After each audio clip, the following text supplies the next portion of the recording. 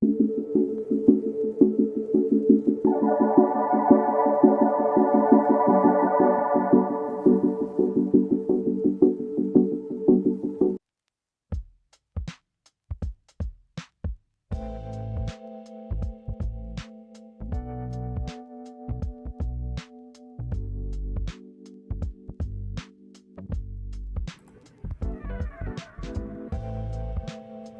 en el siguiente video vamos a empezar a crear directorios dentro de cada uno de los proyectos con la intención de organizar los objetos que vamos a utilizar a lo largo de este sistema.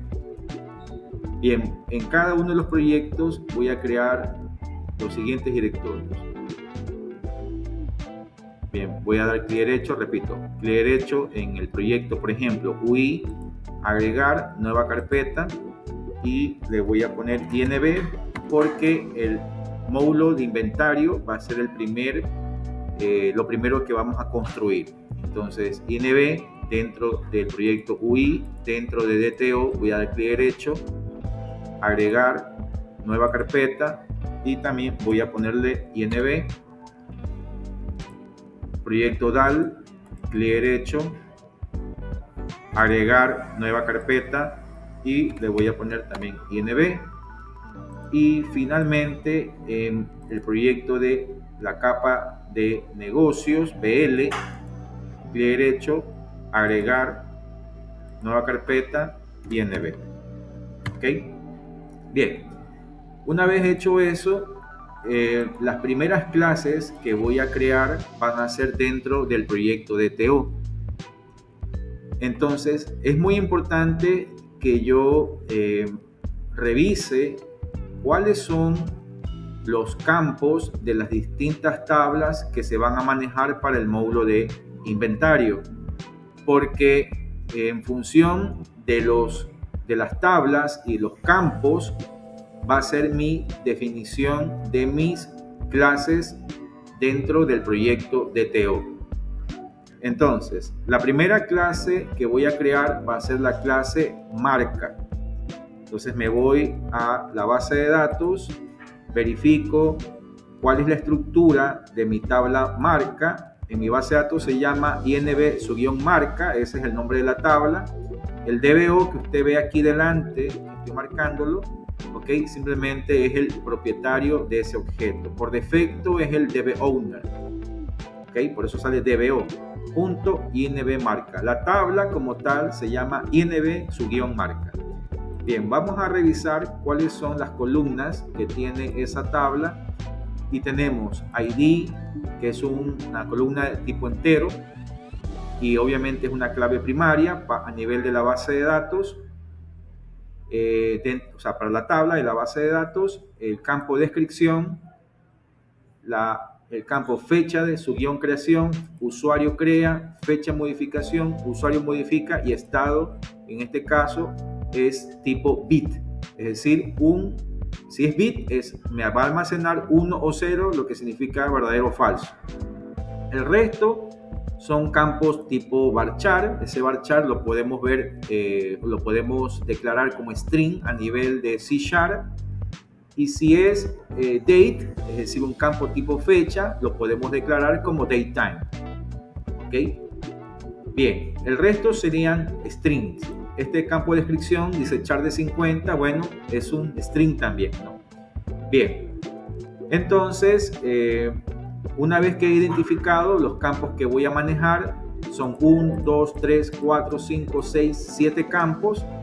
Entonces me voy a mi proyecto sysfact y voy a crear mi primera clase. Entonces vamos al clic derecho en el directorio, porque dentro del directorio yo voy a empezar a organizar mis objetos. Clic derecho, agregar clase, y aquí le voy a dar el nombre que yo quiero, ¿no? Usted le puede poner el nombre que usted quiera. Yo, por cuestiones de que estoy manejando el proyecto de esta forma, es decir, marca DTO, pero usted le puede poner marca, no hay ningún problema. Bien, le voy a dar clic en agregar.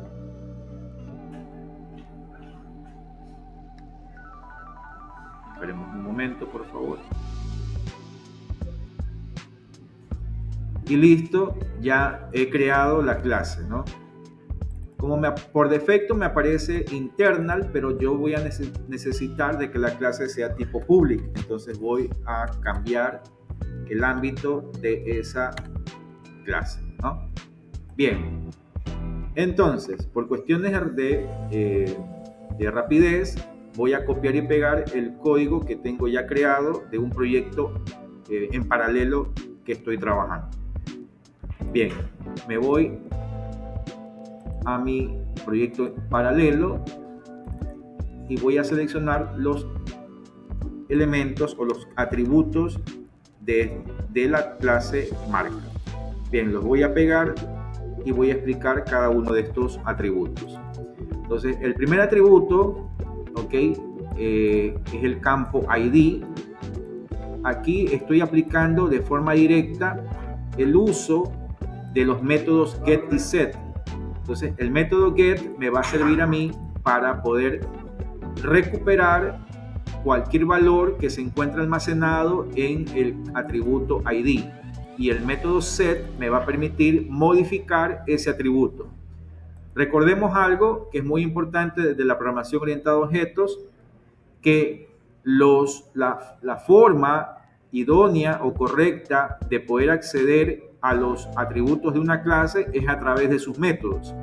Entonces, a través de esta codificación muy particular de C#, por supuesto, puedo yo declarar de manera privada un atributo y de manera pública los métodos get y set para dar soporte o gestionar esos atributos.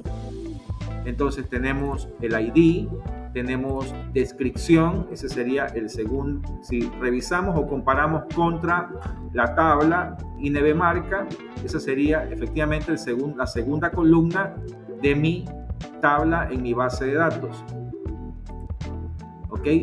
Aquí si le he puesto igual string empty, significa de que estoy inicializando el campo de descripción con vacío, por si acaso, ¿no? Y acá tengo public date time, ese es el tipo de datos para el campo fecha de creación, y tengo acá este símbolo de signo de interrogación. Lo que significa es que este campo de aquí estoy permitiendo de que pueda aceptar o recibir valores nulos. ¿Ok? Bueno, ¿por qué está así? Bueno, por cuestiones de conveniencia, porque al principio, cuando empecé a crear las tablas y luego empecé con la programación, ¿ok? Tenía mensajes de warning de que este campo, ¿sí?, no debe ser nulo, porque en la base de datos tampoco es nulo, porque es un campo obligatorio. Entonces tuve que hacer un cambio a nivel de la base de datos y dejarlo como nulo, es decir, que permita nulos momentáneamente, y tuve que hacer la validación acá de que se permitan valores nulos al momento de registrar los valores dentro de esa columna.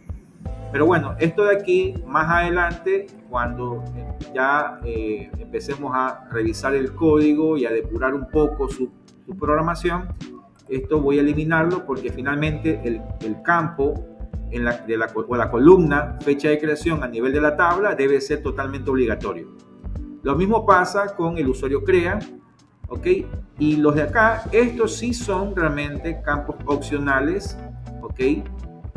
Estos sí son opcionales, es la fecha de modificación, usuario modifica. ¿Por qué razón son opcionales? Porque cuando usted crea una marca, ¿sí?, lo hace en el primer insert, ¿no?, hacia la tabla, ¿no?, donde usted automáticamente se debería generar el ID, ¿ok? Se debe recibir como parámetro la descripción que se va a guardar, y por defecto debería guardarse la fecha de creación y qué usuario fue el que creó dicho registro en la tabla. Para el campo modificación, como su nombre mismo lo dice, va a ser posterior de la creación del primer registro, es decir, o posterior a la creación del registro. Entonces recién allí usted podrá tener la opción de modificarlo. Por lo tanto, debería permitirse valores nulos. Y el campo estado, ese es un campo obligatorio también, ¿ok? pero sin embargo, le he puesto de que si es que yo no selecciono nada al momento de la creación de algún registro tipo marca, yo le voy a guardar por defecto el valor de falso. ¿Okay? Bueno, ya veremos esto más adelante en la interfaz gráfica, donde se podrá observar, ¿sí?, si tomamos la decisión de activar el ítem o desactivarlo. Entonces, bueno, ¿para qué sirve este campo estado? Simplemente sirve para activar o desactivar el registro a nivel de la tabla. Es decir, si yo quisiera, por ejemplo, desactivar una marca, le asigno falso. Si quiero activarla, le asigno true. ¿Ok?